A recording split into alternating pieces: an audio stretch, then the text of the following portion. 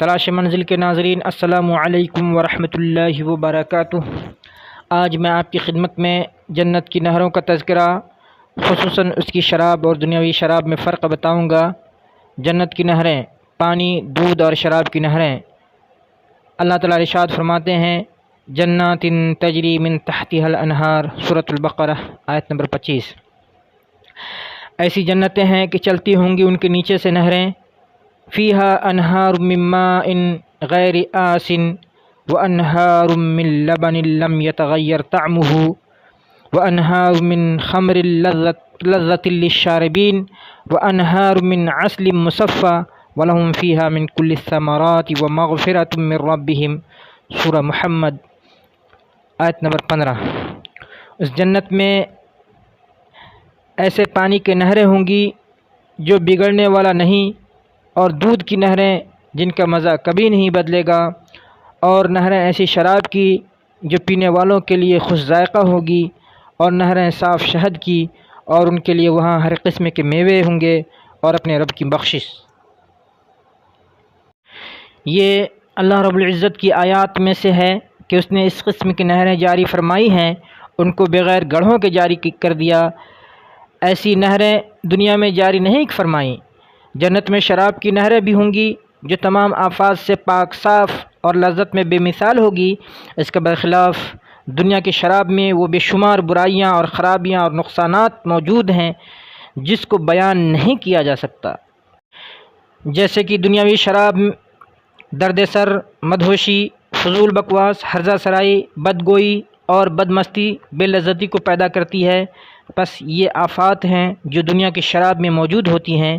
اس کا ذائقہ بھی بدمزہ ہوتا ہے، اور شیطان کے کاموں میں سے ایک ناپاک اور غلیظ کام ہے جو لوگوں کے درمیان دشمنی اور بغض پیدا کرتا ہے، اللہ کے ذکر اور نماز سے رکاوٹ بنتا ہے، زنا کی دعوت دیتا ہے، بسا اوقات بیٹی، بہن اور محرمات سے گناہ پر آمادہ کرتا ہے، غرض کا صفایا کر دیتا ہے، ذلت و ندامت اور شرمندگی کا باعث ہے۔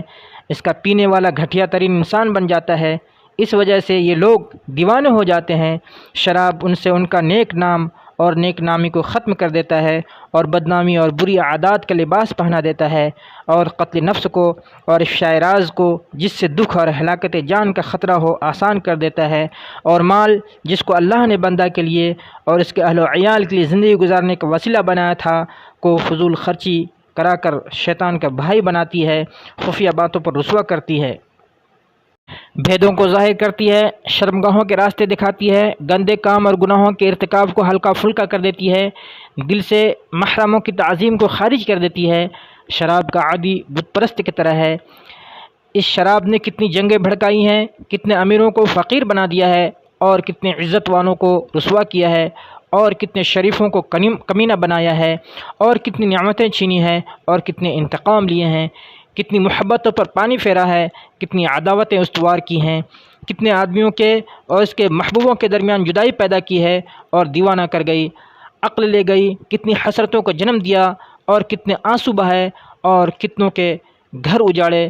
اس کے پینے سے کتنے موت کے گھاٹ اترے، اور کتنی رسوائیوں میں مبتلا ہوئے، اور شرابی پر مصیبتوں کے پہاڑ ڈھائے اور بے وقوفیوں کے کام کرائے۔ بہرحال یہ بہت سے گناہوں کو اپنے اندر لیے ہوئے ہے، اور شروں کا دروازہ اور نعمتوں کے چھن جانے کا سبب اور عذابوں کے مستحق بنانے والی ہے۔ اے شراب پینے والے مسلمانوں، ہوش میں آؤ، سنو۔ دنیا کی شراب اور اس کی شناعت اور برائی بیان کرتے ہوئے اللہ کے رسول صلی اللہ علیہ وسلم نے فرمایا کہ دنیا کی شراب اور جنت کی شراب کسی بندہ کے پیٹ میں جمع نہیں ہوں گی۔ من شرب الخمر فی الدنیا لم یشربها فی الآخرہ، مسند احمد من حدیث ابن عمر۔ ترجمہ، جس نے دنیا میں شراب پی وہ اس کو آخرت میں نہیں پی سکے گا۔ الغرض یہ کہ شراب انسان کا دشمن ہے، اس سے ہمیں دور رہنا چاہیے۔